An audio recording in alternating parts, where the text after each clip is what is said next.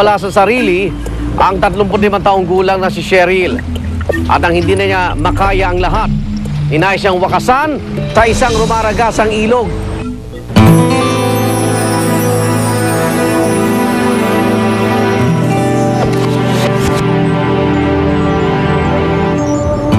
Takot na takot siya. Gusto niyang umalis dun sa bahay namin. Kasi papatayin daw siya. May papatay daw sa kanya.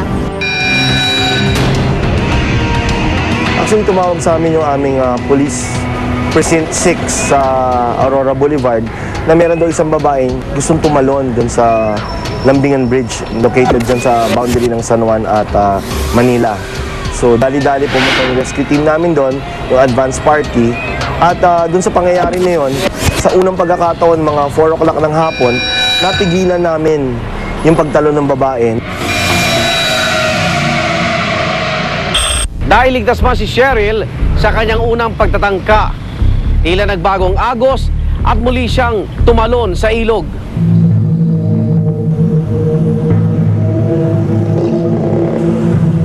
Hindi ko namin siya makakausap gawa ng para siyang wala sa sarili, nagagalit siya. Ang sabi pa nga niya, doon sa anak ko, hindi niyo ako kayang patayin, hindi ako mamatay. Yung babae, una, nakaupo siya ron sa may bakal na diretsong yon. Tapos, tumayo siya. Bigla siyang tumalon ng diretso sa tubig. Tinawagan ko yung pinsan ko, ma'am, na pakialam kung talagang may babaeng tumalon kasi baka yung kapatid ko na nga.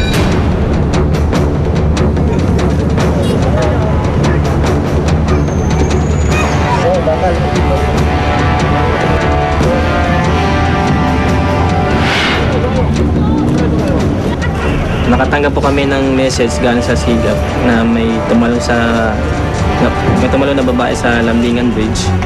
Nag-prepare po agad kami ng gamit para puntahan po agad namin yung vicinity na pinagtalunan.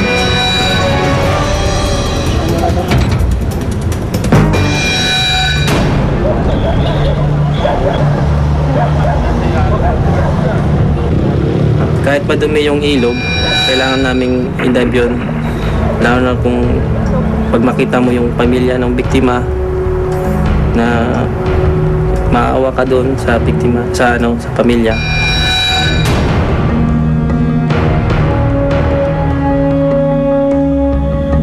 May dala kaming lupit para hindi kami patangay at malaman din kung saan yung location namin sa ilalim. Yung lalim ng ilog, mga 15 feet po. Pag tindalan yung ilog na mula doon sa Lambingan Bridge, maaaring mabagok yung ulo, yung masabitan ng mga basura, or pag may kawayan na matutulis, baka matusok siya. Buddy, tingnan mo yung hangin!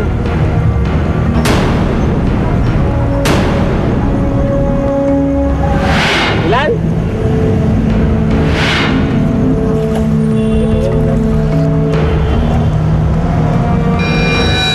Malakas? Malakas? Hindi kayo makakal? Pag malakas yung current ng tubig, maaaring matangay ng tubig papalayo. Baka mawala na yung diver.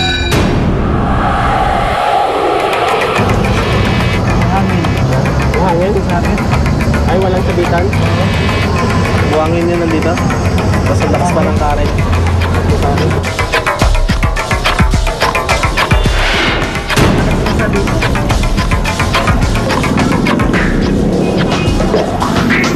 Wala sir, walang sasabitan eh, sa ilalim. Walang pwede pagsabitan sir. Baka malamang na tangay sa alo. Pinayuhan po namin yung pamilya ng biktima na mag-surface search. May tendency ang tao pag nalunod, nalulutang din sa 24 hours.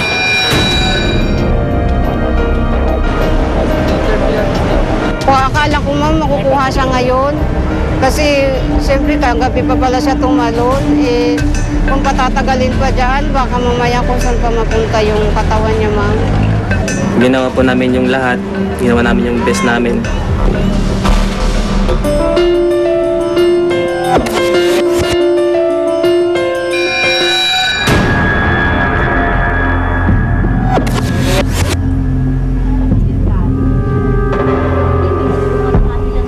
Dito inahon yung bangkay, dito mismo. Tapos nung inahon, yung mga kagawad na namin ang nag-assist.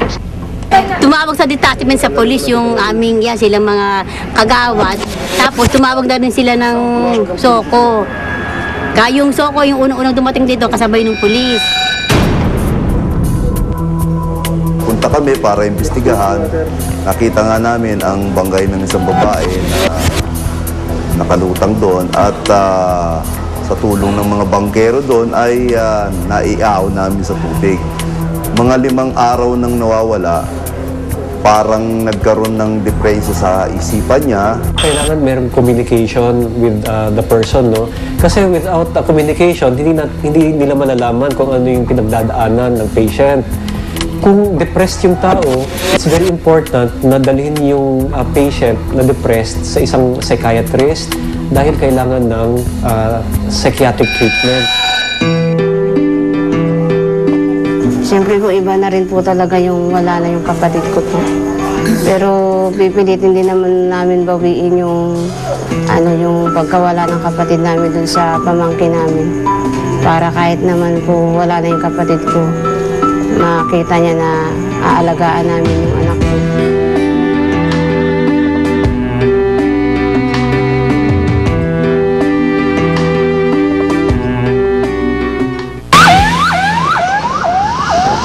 Walang patidang aksyon sa rescue. Kaakibat ang Nescafe Classic.